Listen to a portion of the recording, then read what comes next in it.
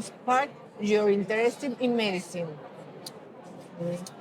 Well, it's a little bit of a story. I actually was going for music.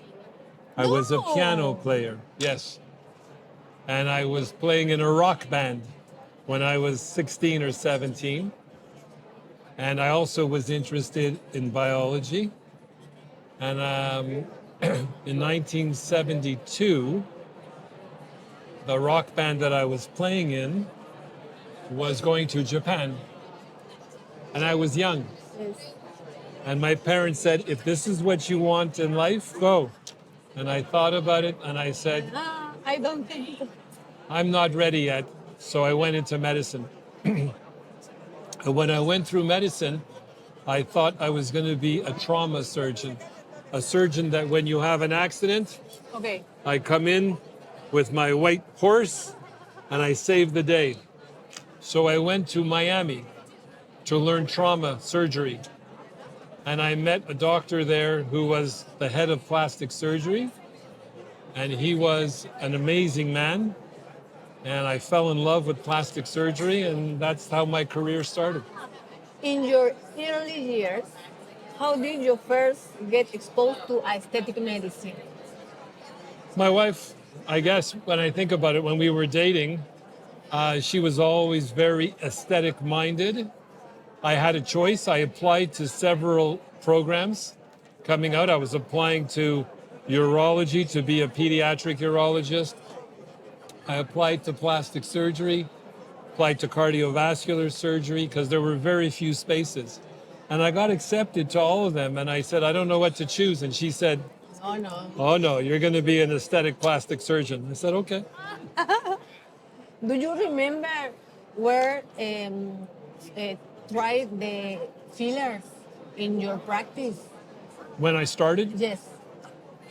I started with the fillers back in 1994. In 92, I started with toxin. Nobody was doing toxin.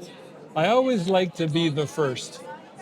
It's nice to be the first, but that's like a pioneer. You know, with the pioneers, when they were the first, they got the arrows.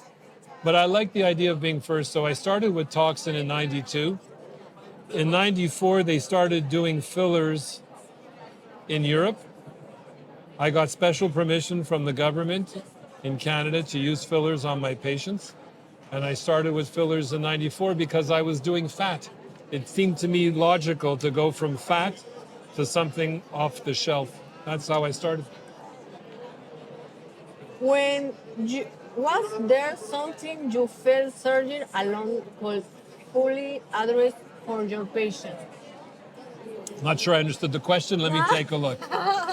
Was there something you felt surgery alone couldn't fully address for your patients? Yeah.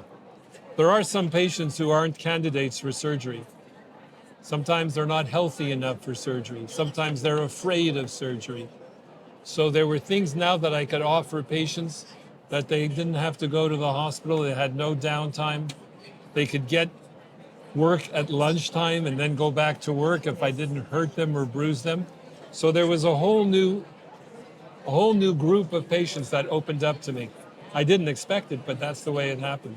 Doctor, what mistake do you feel you made early on was aesthetic I think treatment? the mistakes I made early, let me think, was, these were mistakes of learning because I had nobody to learn from. When I started, there wasn't anybody doing this, so I had to find out things for myself.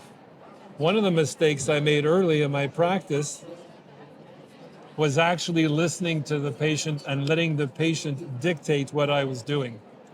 I got into trouble with that with surgery. If I had a patient that I was doing a breast augmentation and they wanted big breasts and they pushed me to do big breasts, then we both were regretting the fact that she did it.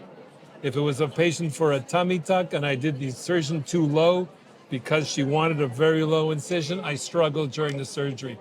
And that started happening with fillers when I started listening to patients who wanted to have fuller cheeks and I would give them a little bit too much fuller cheeks. It was a mistake. So then I learned you've got to be a navigator. You've got to be the one to tell the patient, stop. Doctor, last question. When you eventually step away from practice, what would you like your legacy to be? When I step away from my practice, Yes. that's never happened. Okay. They say that on my tombstone, it's going to say, and now he finally rests. I love it. I'm too passionate about it. I wouldn't do this now if I didn't love what I do. It's become a family thing. My daughters are involved. My wife's involved. It's the best thing that happened in my practice. I speak to them every day. We work things out every day. I'm never giving that up. Bueno, thank you, doctor. Gracias, gracias. Muchas gracias.